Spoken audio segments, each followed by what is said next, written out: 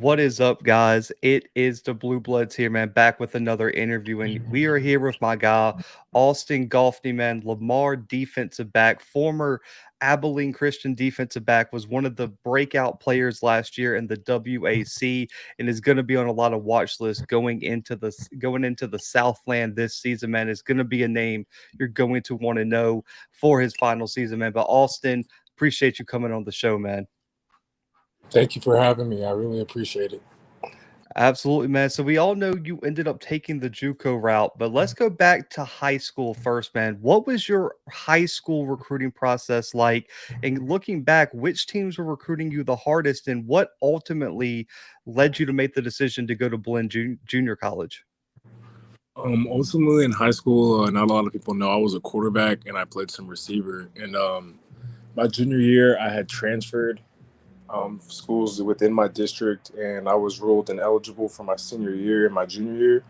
So I actually missed my whole junior year of varsity athletics, and I missed the first 4 games of my senior year. So whenever I was getting recruited my sophomore year, I had some interest from schools like Tulsa, a couple junior colleges, but I had only played a little bit on varsity that year, so I really didn't have much interest until my senior year. I scored 10 touchdowns, playing multiple positions with limited access to the ball, and some junior college extended me some offers. I ended up going to Blinn Junior College with my buddy Carrick Refall. Um, Going there, signing as a quarterback, and ended up getting converted to a nickel safety.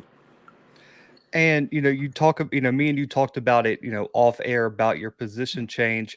Outside of that, we'll get to that in a second. What were some of the other biggest challenges you had to overcome at the JUCO level? I think when you look at Last Chance U and some shows like that, they really highlighted some of the struggles you guys have to face as junior college athletes. So looking back at your experience, what were some of those challenges for you? I would say a lot of the challenges are really mental. You know that you belong playing with some of the most elite guys in the nation. You know that the talent that you have is there. Sometimes it's just things that are out of your control. Like me, I wasn't able to play in my junior and senior year for other guys at some other stipulations that kept them from being able to go to the school that they wanted or to the school that they're at now. But I would say that the biggest thing is just the mental grind. The workouts, they're a lot harder. They're a lot more aggressive. The people there are a lot more aggressive because just everybody's trying to get out. It's a dog eat dog world out there, and only the strong survive in a JUCO environment. I say that all the time to people who think about taking that route. But if you can get through it mentally, it'll push you through. It'll push you through physically. And on the field, how tough was it to switch from playing full-time offense to now having to adjust to playing defensive back, man? What was that like for you, and how did you prepare yourself to make an impact on the defensive side of the football? Well, I've always been a pretty physical player since little league, so it wasn't too hard of a switch, and especially since at junior college I was coached by Coach Drew Coleman. He actually played for the New York Jets, and he was a star player at TCU. He also went the junior college route, and he was my coach there that influenced me to move. And just working out with him, and then I put a lot of time in my game by myself. So just looking at film, looking at YouTube, and just trying to correct myself as much as I can, getting with guys who have been playing the position, and just trying to get some pointers from them, and really just trying to hone my craft over these past couple of years, playing the position for the past 3 or 4 years, and that's really it hasn't been the easiest thing, but it's something that I've really enjoyed working on, and I feel like I've gotten a lot better over the years. And I think you could see that last season, man, one of your best seasons yet, and primed to be an even bigger contributor this year. But everyone knows outside of Blinn, man, you commit to Abilene Christian. What was it about that program that first drew you in? But what were some of the factors that played into your decision to transfer after your first season there? I would say that the main thing that got me to go to Abilene Christian was that was my first. I had played my first season as a defensive player at Blinn Junior College, 2018, 2019 season, and AC was the first school to extend me a full ride, and that was huge with me playing defense. I felt like everybody had got a chance to see my tape, and for Abilene to be the one school to extend me a full ride offer, I felt like they had a lot of belief in me. So my family and I thought that was a good decision to go ahead and hop on that. And then I And would say, here you go, oh, you go got it. ahead. No, no, you're good, man. I would say that really the decision to leave really just came down to finding the best opportunity for myself. I had a shoulder surgery in the COVID season, and we just decided to go our separate ways. Nothing personal, really just business. But I feel like it worked out the best for both of us. Absolutely, man. And what made Lamar the place to end your career? And Lamar is a place that a program that I feel like is really overlooked. New to the FCS circuit, still only been an FCS program, so I believe 2010. So for you, what was it about the coaching staff, the environment, and the team that drew you in to end your career there?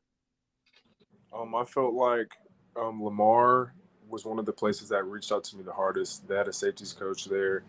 I would say he's pretty highly decorated. His name is Wayne Cordova. He actually was a star linebacker in the Southland back when he played. He knows a lot about the conference.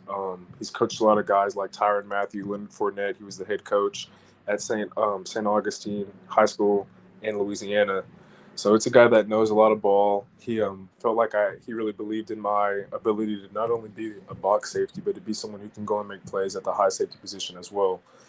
And just him and the coaching staff believing in my talents. I actually was originally a walk on. I had to walk on here because I was released from Abilene in the summer, and I actually was able to earn a full ride scholarship within a semester. The staff believed in me, and that's one of the reasons why I came here. Man, that is that's like I love the story of like walk on to being one of one of the top leaders going into this season, man. So that just is a testament to how hard you were working on and off the field. But last season, your breakout season was a huge one, man. You're prime for even bigger one this year, like I've been saying. But it was a tough season last year for Lamar, man. So what is the message in the locker room right now? You guys had an outstanding recruiting class, multiple high impact transfers have now entered the program. What is almost the vibe and message in the locker room right now from the coaching staff? Really, the vibe and the message right now is to just grind, like grind as hard as we can and focus on the new beginnings of this season, the new team that we have, the new people who we're going in the season with. I feel like a big focus for us last year was growth. We were probably the youngest team, I would say, in the FCS. We signed a lot of young guys and a lot of very talented young guys who just kind of needed a year to develop. And I feel like with the experience that they gained last year, with a couple of the older transfers that we brought in, guys like myself, we got a guy from Rice. We got some other guys that are coming in from different places, just with more experience. And I feel like that's going to be a big thing this year that we didn't have last year. That's going to really catapult us up in the Southern Conference. And that's funny. I mean, you guys and Texas Southern were actually the two youngest teams. Like I was looking it up earlier. Texas Southern had like 56 freshmen on their team, and you guys had a little less with some of the transfers, man. But like you said, one of the youngest teams in the in the country. But for you, man, your personal goals, we know what the team goals are, and that's to go win the Southland. For you, though, what are your personal goals for the 2022 season? My personal goals, I would say, number one is to just be looked at as a captain and a leader as this team. Coming in here a year ago, from not many people knowing who I am on the team to being looked at as a leader, to be a captain of this team and this defense would be huge to me. I would also say that another big goal for me would just to be a starter the entire season. That's something that me making the switch from offense to defense, I haven't always been able to do. And I feel like me being able to solidify myself as a starter this year would be huge. I would also like to be an All American. I'd like to be an All Conference player. I got some personal goals, like I would like to have a lot of tackles and a lot of picks. I'm not going to say the specific numbers out loud, but I got it written down in my room. And I just want to remain healthy. Those are my main goals. Hey, I like it, man. I know you were on the cusp of being an all conference this past season. I know big things are headed your way, but new schedule, very weird to have a new schedule come out in July. You guys decide to leave the WAC, head to the Southland. But I don't know if you have had a chance to look at the schedule yet, man. But if just off the top of your head, is there a game on the schedule you're looking forward to most have circled as almost like a statement game? The game that I have that I'm looking forward to most, I would have to say, is probably the game against Abilene Christian. We played them last year. The first time we played them, it wasn't our best game. The second time we played them, We showed how much growth we had as a team. I believe the score was 17-24. We lost in the final minutes of the game, and it just showed how much growth that we had with only within a couple weeks, about 2 weeks of play. So I'm just thinking with this whole offseason time, I'm 0-2 against them now. They're my former team. We're going in there with fresh guys. They're coming in with fresh guys and new staff. I'd like to go down there and I'd like to play our best ball game and hopefully come out with a win that week. Hey, I like it. I figured that game was probably the one you had circled, man. But everyone loves NFL player comps. I mean, from analysts to players to fans. So for you, looking at your own game, which NFL player do you feel like you model your game after the most? If I could choose a player that I model my game after the most, I would have to say that I play like a Jamal Adams or a Derwin James, kind of a safety that can do it all. I can play in the high post. I can come into the box in short yardage. I'm a safety that you really don't have to take off the field. I can come and I can play nickel. I can play high safety. I can man up on your one of your best slot receivers. I can lock down the tight end. I can pretty much do it all, but I'm very physical. So I would have to say those two guys. Both great choices. I was a person. Derwin's one of my favorite safeties, just from like our generation. Man, his time at Florida State was different, and a lot of people love this question. It was fan submitted a few interviews back. On the field, what was your welcome to college moment where you were just like, okay, this is a different level. I got to step it up at the college level. I would say my welcome to college moment was my first game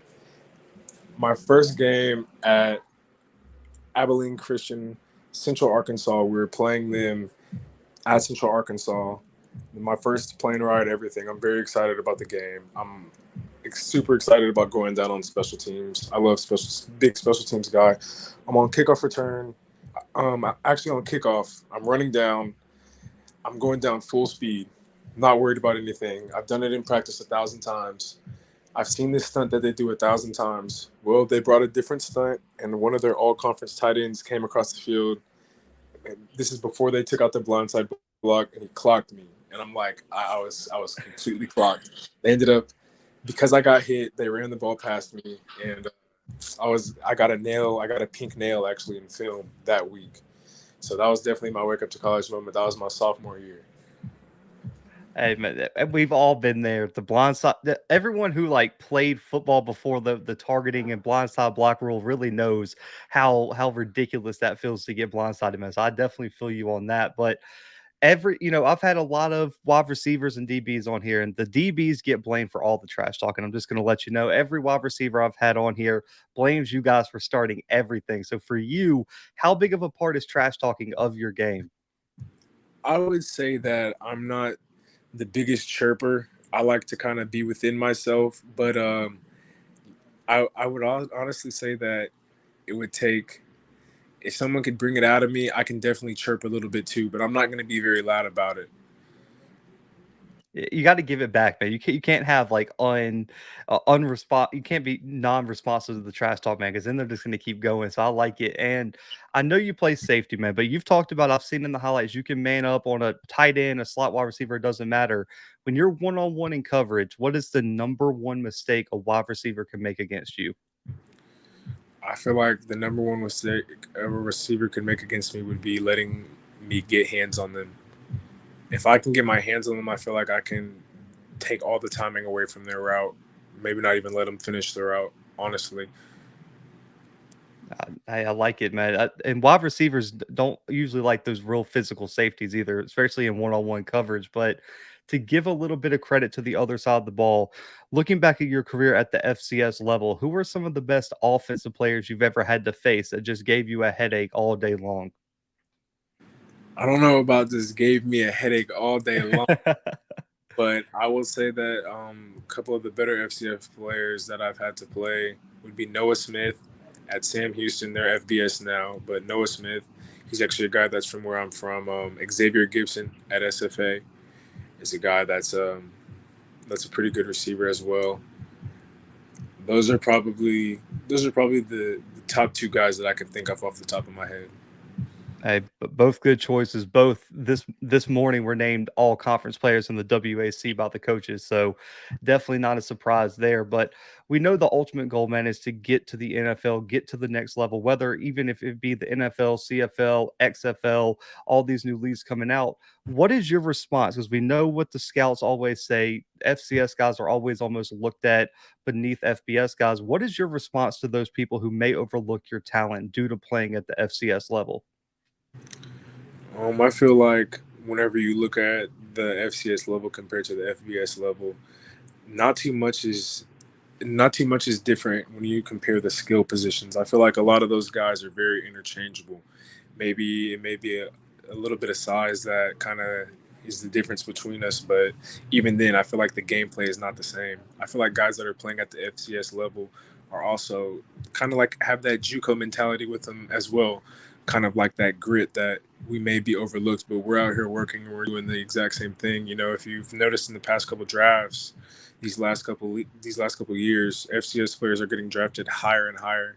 And there's some big programs that used to produce a lot of draft picks that aren't even producing draft picks anymore. And there's FCS schools, swag schools, Big Sky. There's places that are getting drafted. I feel like if you have the game, you have the talent, and you put the work in, God does not dismiss that. You know what I'm saying? I feel like if you're ready and you can play, they'll find you. I fully support the message, man. As an FCS show, I got some guys that I know that only cover FBS, and I'm like, listen, the talent is even. I promise you that there's some guys at the FCS level that can absolutely ball.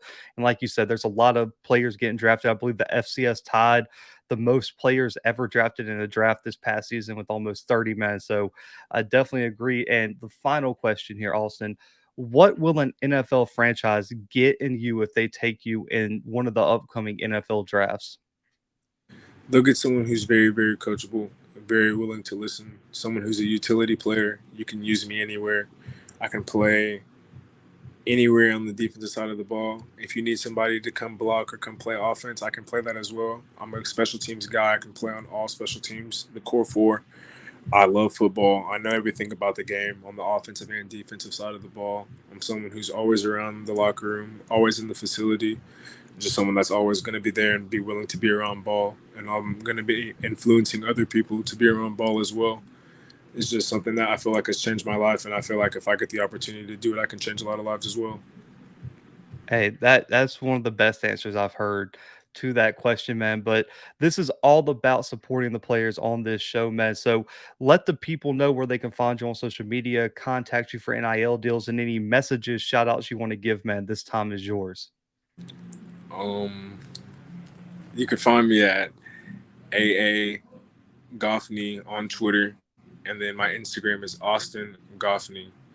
Um, I'm just blessed to be able to continue to play the game. Not a lot of people are able to do it, and there's a lot of people that I want to do this for who are no longer with me, but they're here in spirit. So there's just a lot of stuff that goes into this, and I just want to make sure that I can do everything I can to make them proud and also just prove myself right. But thank you Hey, for man. really appreciate it. Oh man, absolutely. But guys, man, make sure to go follow Austin on all social media platforms. I promise you're not going to want to miss him balling out this season on out there for Lamar. Make sure to tune into the interview, hit the like button, subscribe, man. And for Austin, myself, and the Blue Bloods guys, we are out for right now.